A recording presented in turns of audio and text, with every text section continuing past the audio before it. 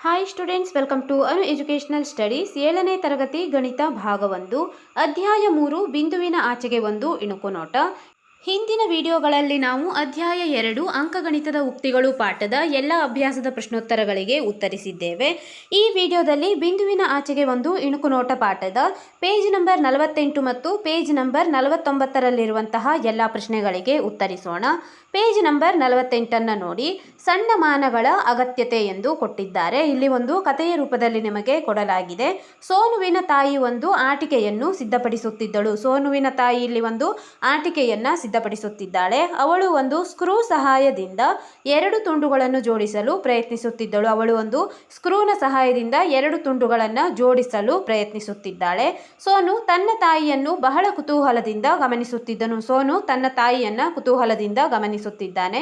ಅವನ ತಾಯಿಗೆ ತುಂಡುಗಳನ್ನು ಜೋಡಿಸಲು ಸಾಧ್ಯವಾಗಲಿಲ್ಲ. ಇಲ್ಲಿ ಅವನ ತಾಯಿಗೆ ಆ 2 ತುಂಡುಗಳನ್ನು ಜೋಡಿಸುವುದು ಸಾಧ್ಯವಾಗಲಿಲ್ಲ. ಸೋನು ಏಕೆ ಎಂದು ಕೇಳಿದಾಗ ಅವನ ತಾಯಿ ಸ್ಕ್ರೂನ ಗಾತ್ರ ಸೂಕ್ತವಾಗಿಲ್ಲ ಎಂದು ಹೇಳುತ್ತಾಳೆ.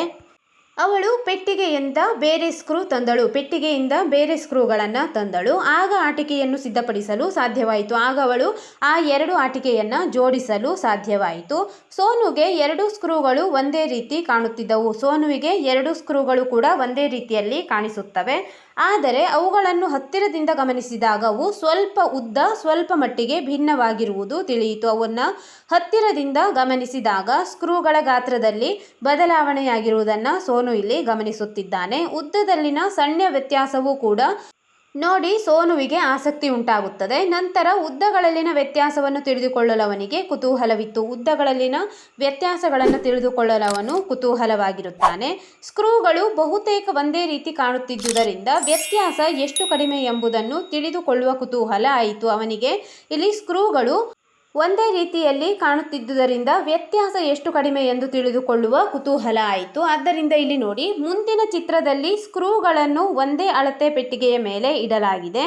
ಅವುಗಳನ್ನು ಅಳತೆ ಮಾಡಿ ಖಾಲಿ ಜಾಗದಲ್ಲಿ ಅವುಗಳ ಉದ್ದವನ್ನು ಬರೆಯಿರಿ. ಇಲ್ಲಿ ಕೆಳಗಡೆ ಸ್ಕ್ರೂಗಳ ಚಿತ್ರವನ್ನು ಕೊಟ್ಟಿದ್ದಾರೆ. ಅಳತೆ ಮಾಡಿ ಈಗ ನಾವು ಖಾಲಿ ಜಾಗದಲ್ಲಿ ಅವುಗಳ ಉದ್ದವನ್ನು ಬರೆಯೋಣ. ಮೊದಲನೇ ಸಾಲಿನಲ್ಲಿ ಅವರು ಉದ್ದಗಳನ್ನು ಕೊಟ್ಟಿದ್ದಾರೆ. ನಾವು ಅದೇ ರೀತಿಯಾಗಿ ಪಕ್ಕದಲ್ಲಿರುವ ಉದ್ದವನ್ನು ಬರೆಯಬೇಕು. ಮೊದಲನೇ ಚಿತ್ರ ನೋಡಿ, 2 ಸೆಂಟಿಮೀಟರ್ ಮತ್ತು 3 ಸೆಂಟಿಮೀಟರ್ಗಳ ನಡುವೆ ಎಂದು ಕೊಟ್ಟಿದ್ದಾರೆ. ಇಲ್ಲಿ ನೀವು ಚಿತ್ರವನ್ನು ಗಮನಿಸಬಹುದು. ಮೊದಲನೇ ಚಿತ್ರದಲ್ಲಿ 2 ಮತ್ತು 3, ಇಲ್ಲಿ ಮಧ್ಯದಲ್ಲಿ ಯಾವುದೇ ಸಣ್ಣ ಗೆರೆಗಳಿಲ್ಲ, ಬರೀ ಸೆಂಟಿಮೀಟರ್ನಷ್ಟೇ ಕೊಡಲಾಗಿದೆ. ಇಲ್ಲಿ 2 ಮತ್ತು 3ಗಳ ಮಧ್ಯೆ ಎಂದಷ್ಟೇ ನಾವು ಊಹಿಸಬಹುದು. ಆದ್ದರಿಂದ 2 ಸೆಂಟಿಮೀಟರ್ ಮತ್ತು 3 ಸೆಂಟಿಮೀಟರ್ಗಳ ನಡುವೆ ಎಂದು ಬರೆಯಬೇಕು. ಪಕ್ಕದಲ್ಲಿರುವ ಉತ್ತರವನ್ನು ಈಗ ನಾವು ಬರೆಯೋಣ.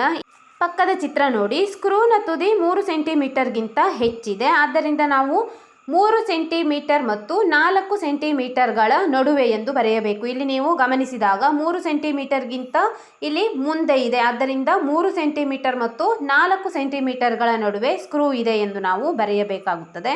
ನಂತರ ಎರಡನೇ ಚಿತ್ರ ನೋಡಿ. ಎರಡನೇ ಚಿತ್ರದಲ್ಲಿ ಇಲ್ಲಿ ಸೆಂಟಿಮೀಟರ್ನ ಮಧ್ಯದಲ್ಲಿ ಒಂದು ಗೆರೆ, ಅಂದರೆ ಅರ್ಧವನ್ನು ನಾವು ಅಲ್ಲಿ ಗುರುತಿಸಬಹುದು. ಅಂದರೆ 0ಯಿಂದ 1 ಮಧ್ಯದಲ್ಲಿರುವ ಗೆರೆ ಅರ್ಧ, 1ರಿಂದ 2 ಮಧ್ಯದಲ್ಲಿರುವ ಗೆರೆ 1/2, 2 ಮತ್ತು 3 ಮಧ್ಯದಲ್ಲಿರುವ ಗೆರೆ 2/2 ಎಂದು ನಾವು ಗಮನಿಸಬೇಕು. ಆದ್ದರಿಂದ ಇಲ್ಲಿ ನೋಡಿ, 2/2ಗಿಂತ ಮುಂದೆ ಸ್ಕ್ರೂನ ತುದಿಯನ್ನು ನೀವು ನೋಡಬಹುದು. ಆದರೆ ಅದು 3 ಸೆಂಟಿಮೀಟರ್ಗಿಂತ ಒಳಗಿದೆ, ಅಂದರೆ 3 ಸೆಂಟಿಮೀಟರ್ಗಿಂತ ಕಡಿಮೆ ಎಂದು ತೆಗೆದುಕೊಂಡಿದ್ದಾರೆ. 2/2ಗಿಂತ ಹೆಚ್ಚು, ಆದರೆ 3 ಸೆಂಟಿಮೀಟರ್ಗಿಂತ ಕಡಿಮೆ.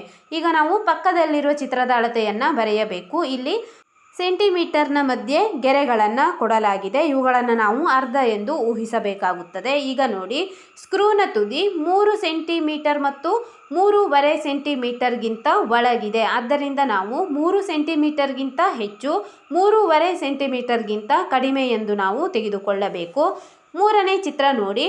ಇಲ್ಲಿ ಸೆಂಟಿಮೀಟರ್ನ ಮಧ್ಯೆ ಒಂದು ಗೆರೆ ಇದೆ. ಅದನ್ನು ನಾವು ಅರ್ಧ ಎಂದು ಊಹಿಸುತ್ತೇವೆ. ಆ ಅರ್ಧದ ಒಳಗಡೆ 5 ಭಾಗಗಳನ್ನು ಮಾಡಲಾಗಿದೆ. ಅಂದರೆ 1ರಿಂದ 2 ಅಥವಾ 0ಯಿಂದ 1ರ ಒಳಗೆ 10 ಭಾಗಗಳನ್ನು ಮಾಡಿ ತೋರಿಸಿದ್ದಾರೆ.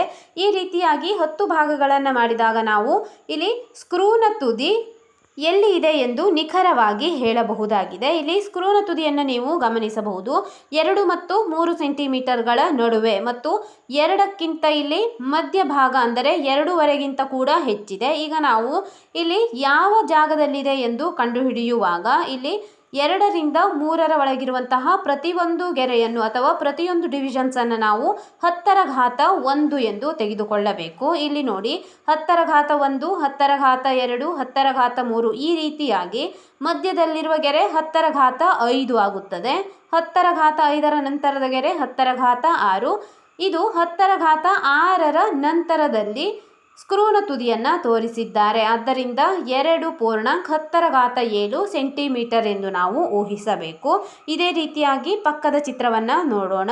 ಇಲ್ಲಿ ಸ್ಕ್ರೂನ ತುದಿ 3 ಸೆಂಟಿಮೀಟರ್ಗಿಂತ ಮುಂದೆ 2ನೇ ವಿಭಾಗದಲ್ಲಿದೆ ಅಥವಾ 2 ಚಿಕ್ಕ ಚಿಕ್ಕ ಭಾಗಗಳ ಮೇಲಿದೆ ಎಂದು ಊಹಿಸಬಹುದು. ಮೊದಲನೇ ಚಿಕ್ಕ ಭಾಗ 10⁻1, 2ನೇ ಚಿಕ್ಕ ಭಾಗ 10⁻2. ಈ ರೀತಿಯಾಗಿ 10⁻1ರಿಂದ ಕೊನೆಯದಾಗಿ 10⁻9ರವರೆಗೆ ಇಲ್ಲಿ ಸಣ್ಣ ಸಣ್ಣ ಡಿವಿಷನ್ಸ್ಗಳನ್ನು ಅವುಗಳನ್ನು ಮಿಲಿಮೀಟರ್ ಎಂದು ಕರೆಯಲಾಗುತ್ತದೆ. ಆ ರೀತಿ ವಿಭಾಗಗಳನ್ನು ಮಾಡಲಾಗುತ್ತದೆ. ನಂತರ ಅದರ 10⁻9ರ ನಂತರದ ಸಂಖ್ಯೆ 4 ಅಥವಾ ಮುಂದಿನ ಸೆಂಟಿಮೀಟರ್ ಅಳತೆಯನ್ನು ನಾವು ಬರೆಯಬೇಕು. ಇಲ್ಲಿ ಸ್ಕ್ರೂನ ತುದಿ 3ರ ನಂತರ 2ನೇ ಡಿವಿಷನ್ನಲ್ಲಿದೆ. ಆದ್ದರಿಂದ 3⁻10⁻2 ಎಂದು ಬರೆದುಕೊಳ್ಳಿ. ಮುಂದಿನ ಪ್ರಶ್ನೆ ನೋಡಿ. ಸ್ಕ್ರೂಗಳ ಉದ್ದವನ್ನು ನಿಖರವಾಗಿ ಅಳೆಯಲು ಯಾವ ಅಳತೆ ಪಟ್ಟಿ ನಮಗೆ ಸಹಾಯ ಮಾಡಿತು, ಏಕೆ ಎಂದು ಕೇಳುತ್ತಿದ್ದಾರೆ. ನೀವು ಇಲ್ಲಿ ಗಮನಿಸಬಹುದು, ನಾವು 3ನೇ ಸ್ಕೇಲನ್ನು ತೆಗೆದುಕೊಂಡಾಗ ಆ 3ನೇ ಸ್ಕೇಲ್ ನಮಗೆ ನಿಖರವಾಗಿ ಅಳತೆ ಹೇಳಲು ಸಹಾಯ ಮಾಡಿತು.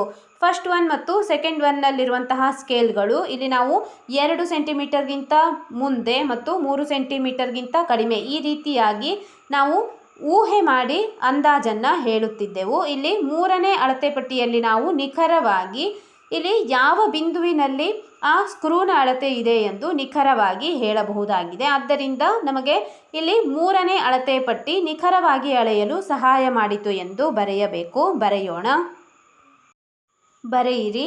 ಚಿಕ್ಕ ವಿಭಾಗಗಳನ್ನು ಹೊಂದಿರುವ ಮಾಪಕ ಅತ್ಯಂತ ನಿಖರವಾದ ಅಳತೆಗೆ ಅವಕಾಶ ಮಾಡಿಕೊಟ್ಟಿತು. ಚಿಕ್ಕ ವಿಭಾಗಗಳನ್ನು ಹೊಂದಿರುವ ಮಾಪಕ ಇಲ್ಲಿ ನಾವು 3ನೇ ಮಾಪಕ ಎಂದು ಊಹಿಸಬಹುದು. ಬರೆದುಕೊಳ್ಳಿ. ಚಿಕ್ಕ ವಿಭಾಗಗಳನ್ನು ಹೊಂದಿರುವ ಮಾಪಕ ಅತ್ಯಂತ ನಿಖರವಾಗಿ ಅಥವಾ ಅತ್ಯಂತ ನಿಖರವಾದ ಅಳತೆಗೆ ಅವಕಾಶ ಮಾಡಿಕೊಟ್ಟಿತು. ಏಕೆ ಎಂದು ಇಲ್ಲಿ ಕೇಳುತ್ತಿದ್ದಾರೆ. ಏಕೆ ಎಂದು ಕೂಡ ನಾವು ಬರೆಯಬೇಕು. ಏಕೆಂದರೆ ಸ್ಕ್ರೂನ ತುದಿಗಳು ಪೂರ್ಣ ಅಥವಾ ಅರ್ಧ ಸೆಂಟಿಮೀಟರ್ ಗುರುತುಗಳೊಂದಿಗೆ ಸಂಪೂರ್ಣವಾಗಿ ಹೊಂದಿಕೆಯಾಗಲಿಲ್ಲ. ಉದ್ದವನ್ನು ಹೆಚ್ಚು ನಿಖರವಾಗಿ ನಿರ್ಧರಿಸಲು ಸೂಕ್ಷ್ಮವಾದ ವಿಭಾಗಗಳು ಬೇಕಾಗುತ್ತವೆ. ಇಲ್ಲಿ ಸ್ಕ್ರೂನ ನಿಖರವಾದ ಅಳತೆಯನ್ನು ನಿರ್ಧರಿಸಲು ಸೂಕ್ಷ್ಮವಾದಂತಹ ವಿಭಾಗಗಳು ಬೇಕಾಗುತ್ತವೆ ಎಂದು ಬರೆದುಕೊಳ್ಳಿ.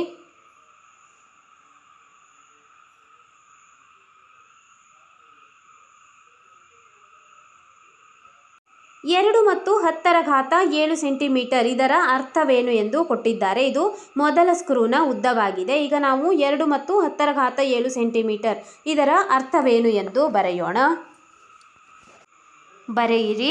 2 ಮತ್ತು 10⁻7 ಸೆಂಟಿಮೀಟರ್ ಇದರ ಅರ್ಥ ಸ್ಕ್ರೂನ ಉದ್ದವು 2 ಪೂರ್ಣ ಸೆಂಟಿಮೀಟರ್ಗಳು ಮತ್ತು ಮುಂದಿನ ಸೆಂಟಿಮೀಟರಿನ 10 ಸಮಾನ ಭಾಗಗಳಲ್ಲಿ 7 ಭಾಗಗಳು ಅಥವಾ 10⁻7 ಸೆಂಟಿಮೀಟರ್ ಆಗಿದೆ. ಇಲ್ಲಿ ನೀವು ನೋಡಿ, 2 ಎಂದರೆ 2 ಪೂರ್ಣ ಸೆಂಟಿಮೀಟರ್, 1 ಸೆಂಟಿಮೀಟರ್, 2 ಸೆಂಟಿಮೀಟರ್ ಈ ರೀತಿಯಾಗಿ 2 ಪೂರ್ಣ ಸೆಂಟಿಮೀಟರ್ ಇದೆ. ಮತ್ತು 10⁻7 ಎಂದರೆ 2ಕ್ಕಿಂತ ಮುಂದೆ, ಅಂದರೆ 2ಕ್ಕಿಂತ ಮುಂದೆ 10 ವಿಭಾಗಗಳಲ್ಲಿ 7ನೇ ವಿಭಾಗಕ್ಕೆ 10⁻7 ಸೆಂಟಿಮೀಟರ್ ಎಂದು ನಾವು ತೆಗೆದುಕೊಳ್ಳುತ್ತೇವೆ. ಆದ್ದರಿಂದ ಮುಂದಿನ ಸೆಂಟಿಮೀಟರಿನ 10 ಸಮಾನ ಭಾಗಗಳಲ್ಲಿ 7 ಭಾಗಗಳು ಎಂದು ನೀವು ಊಹಿಸಬೇಕು. ಅದನ್ನು ಬ್ರ್ಯಾಕೆಟ್ನಲ್ಲಿ 10⁻7 ಎಂದು ಬರೆದುಕೊಳ್ಳಬಹುದು. ಇನ್ನೊಂದು ರೀತಿಯಲ್ಲಿ ನಾವು ಬರೆಯುವಾಗ 2 ಮತ್ತು 10⁻7 ಸೆಂಟಿಮೀಟರ್ ಎಂದರೆ 2 ಮತ್ತು 10⁻7 ಸೆಂಟಿಮೀಟರ್ಗಳು ಈ ರೀತಿಯಾಗಿಯೂ ಕೂಡ ನಾವು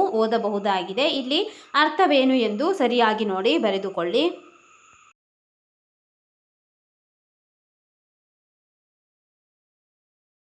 ಇಲ್ಲಿ ನಾವು ಕೊಟ್ಟಿರುವಂತಹ ಉತ್ತರವನ್ನೇ ಕೆಳಗೆ ಕೊಟ್ಟಿದ್ದಾರೆ. ಅಳತೆ ಪಟ್ಟಿಯಲ್ಲಿ ನೋಡಿದಂತೆ 2 ಅನುಕ್ರಮ ಸಂಖ್ಯೆಗಳ ನಡುವಿನ ವ್ಯತ್ಯಾಸವನ್ನು ಅಥವಾ ನಡುವಿನ ಏಕಮಾನ ಉದ್ದವನ್ನು 10 ಸಮಭಾಗಗಳಾಗಿ ವಿಭಾಗಿಸಿದೆ. ನಾವು ಇಲ್ಲಿ ಕೊಟ್ಟಿರುವಂತಹ ಉತ್ತರವನ್ನೇ ಇಲ್ಲಿ ಕೊಟ್ಟಿದ್ದಾರೆ. ಇನ್ನೊಮ್ಮೆ ನೋಡಿಕೊಳ್ಳಿ. ಮುಂದಿನ ಪ್ರಶ್ನೆ ನೋಡೋಣ. ಮುಂದಿನ ಪ್ರಶ್ನೆ ನೋಡಿ. ಸ್ಕ್ರೂಗಳನ್ನು ಅಳೆಯಲು ಮಾನವನ್ನು ಸಣ್ಣ ಭಾಗಗಳಾಗಿ ಏಕೆ ವಿಭಾಗಿಸಿದೆ ಎಂಬುದನ್ನು ನೀವು ವಿವರಿಸಬಲ್ಲಿರಾ? ಸ್ಕ್ರೂನ ಅಳತೆಗಳನ್ನು ಅಳೆಯುವಾಗ ನಾವು ಆ ಮಾನವನ್ನು ಅಥವಾ ಸೆಂಟಿಮೀಟರ್ಗಳನ್ನು ಸಣ್ಣ ಭಾಗಗಳಾಗಿ ಏಕೆ ವಿಭಾಗಿಸಿದೆ ಎಂದು ನಾವು ಈಗ ವಿವರಿಸಬೇಕು. ಬರೆಯೋಣ. ಬರೆಯಿರಿ. ಸ್ಕ್ರೂನ ಉದ್ದಗಳು ನಿಖರವಾದ ಪೂರ್ಣ ಸಂಖ್ಯೆಯ ಸೆಂಟಿಮೀಟರ್ಗಳಾಗಿರದ ಕಾರಣ ಘಟಕವನ್ನು ಅಥವಾ ಮಾನವನ್ನು ಸಣ್ಣ ಭಾಗಗಳಾಗಿ ಅಂದರೆ ಮಿಲಿಮೀಟರ್ ಎಂದು ವಿಂಗಡಿಸಲಾಗಿದೆ. ಪೂರ್ಣ ಸಂಖ್ಯೆಗಳ ಗುರುತುಗಳ ನಡುವೆ ಬರುವ ಉದ್ದಗಳನ್ನು ನಿಖರವಾಗಿ ಅಳೆಯಲು ಸಣ್ಣ ವಿಭಾಗಗಳು ಬೇಕಾಗುತ್ತವೆ. ಇಲ್ಲಿ ನಾವು ಏಕೆ ಸಣ್ಣ ವಿಭಾಗಗಳು ಬೇಕಾಗುತ್ತವೆ ಎಂದು ವಿವರಿಸಿದ್ದೇವೆ. ಇನ್ನೊಮ್ಮೆ ನೋಡಿ. ಸ್ಕ್ರೂಗಳ ಉದ್ದಗಳು ನಿಖರವಾದ ಪೂರ್ಣ ಸಂಖ್ಯೆಯ ಸೆಂಟಿಮೀಟರ್ಗಳಾಗಿರದ ಕಾರಣ ಅಂದರೆ ಸ್ಕ್ರೂಗಳು 1 ಸೆಂಟಿಮೀಟರ್, 2 ಸೆಂಟಿಮೀಟರ್, 3 ಸೆಂಟಿಮೀಟರ್ ಈ ರೀತಿಯಾಗಿಯೇ ಇರುವುದಿಲ್ಲ. ಅದಕ್ಕಿಂತ ಮುಂದೆ ಸಣ್ಣ ಸಣ್ಣ ಘಟಕಗಳನ್ನು ಹೊಂದಿರುವಂತಹ ಸೆಂಟಿಮೀಟರ್ಗಳಲ್ಲೂ ಕೂಡ ಅದರ ಉದ್ದವನ್ನು ಹೊಂದಿರುತ್ತವೆ. ಆದ್ದರಿಂದ ಸ್ಕ್ರೂನ ಉದ್ದಗಳು ನಿಖರವಾದ ಪೂರ್ಣ ಸಂಖ್ಯೆಯ ಸೆಂಟಿಮೀಟರ್ಗಳಾಗಿರದ ಕಾರಣ ಘಟಕವನ್ನು ಅಥವಾ ಮಾನವನ್ನು ಸಣ್ಣ ಭಾಗಗಳಾಗಿ ಅಥವಾ ಮಿಲಿಮೀಟರ್ಗಳಾಗಿ ವಿಂಗಡಿಸಲಾಗಿದೆ. ಪೂರ್ಣ ಸಂಖ್ಯೆಯ ಗುರುತುಗಳ ನಡುವೆ ಬರುವ ಉದ್ದಗಳನ್ನು ನಿಖರವಾಗಿ ಅಳೆಯಲು ಸಣ್ಣ ವಿಭಾಗಗಳು ಬೇಕಾಗುತ್ತವೆ. ಇಲ್ಲಿ ನಾವು ಸಂಖ್ಯೆಯ ಗುರುತುಗಳ ನಡುವೆ ಬರುವಂತಹ ಅಳತೆಗಳನ್ನು ಸಣ್ಣ ವಿಭಾಗಗಳಿಂದ ಗುರುತಿಸುತ್ತೇವೆ ಎನ್ನುವುದು ಇದರ ಅರ್ಥವಾಗಿದೆ. ಮುಂದಿನ ಪ್ರಶ್ನೆ ನೋಡಿ. ಈ ಮುಂದಿನ ವಸ್ತುಗಳನ್ನು ಅಳತೆ ಪಟ್ಟಿ ಅಥವಾ ಸ್ಕೇಲ್ ಬಳಸಿ ಅಳತೆ ಮಾಡಿ ಮತ್ತು ಅವುಗಳ ಅಳತೆಗಳನ್ನು ಸೆಂಟಿಮೀಟರ್ಗಳಲ್ಲಿ ಬರೆಯಿರಿ.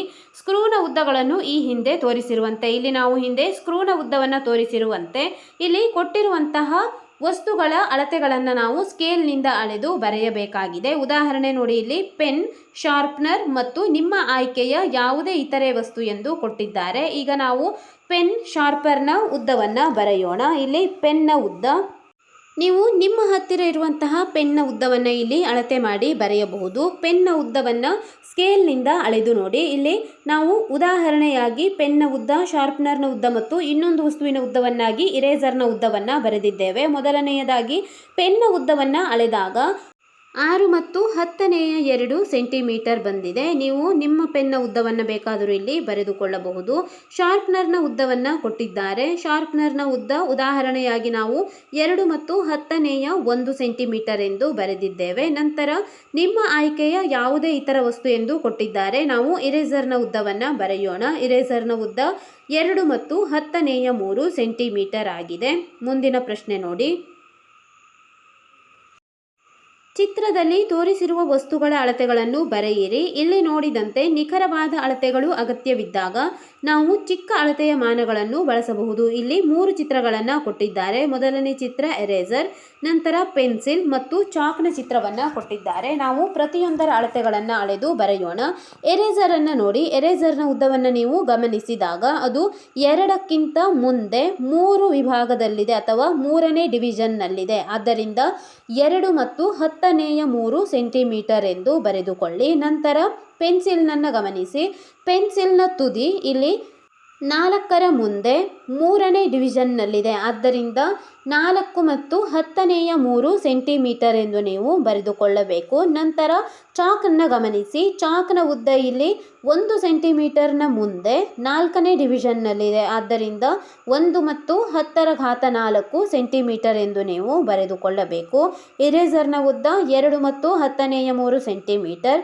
ಪೆನ್ಸಿಲ್ನ ಉದ್ದ 4 ಮತ್ತು 10^3 ಸೆಂಟಿಮೀಟರ್. ಚಾಕ್ನ ಉದ್ದ 1 ಮತ್ತು 10^4 ಸೆಂಟಿಮೀಟರ್ ಆಗಿದೆ. ಈ ವಿಡಿಯೋದಲ್ಲಿ ನಾವು ಪೇಜ್ ನಂಬರ್ 48 ಮತ್ತು ಪೇಜ್ ನಂಬರ್ 49ರಲ್ಲಿರುವಂತಹ ಎಲ್ಲ ಪ್ರಶ್ನೆಗಳಿಗೆ ಉತ್ತರಿಸಿದ್ದೇವೆ. ಮುಂದಿನ ವಿಡಿಯೋದಲ್ಲಿ ಪೇಜ್ ನಂಬರ್ 50ರಿಂದ ಮುಂದಿರುವಂತಹ ಎಲ್ಲ ಪ್ರಶ್ನೆಗಳಿಗೆ ಉತ್ತರಿಸೋಣ. ನಮ್ಮ ಅನು ಎಜುಕೇಷನಲ್ ಸ್ಟಡೀಸ್ನಲ್ಲಿ 7ನೇ ತರಗತಿ ಗಣಿತ ಭಾಗ 1ರ ಎಲ್ಲ ಪಾಠಗಳ ಅಭ್ಯಾಸದ ಪ್ರಶ್ನೋತ್ತರಗಳನ್ನು ಬಿಡಿಸಲಾಗುವುದು. ನೀವು ಎಲ್ಲ ಪಾಠಗಳ ಅಭ್ಯಾಸದ ಪ್ರಶ್ನೋತ್ತರಗಳಿಗಾಗಿ ನಮ್ಮ ಚಾನಲ್ನ ಪ್ಲೇಲಿಸ್ಟ್ 7ನೇ ತರಗತಿ ಗಣಿತ ಭಾಗ 1 ಅಭ್ಯಾಸ ಪ್ರಶ್ನೋತ್ತರಗಳು ಇದನ್ನು ಗಮನಿಸಬಹುದಾಗಿದೆ.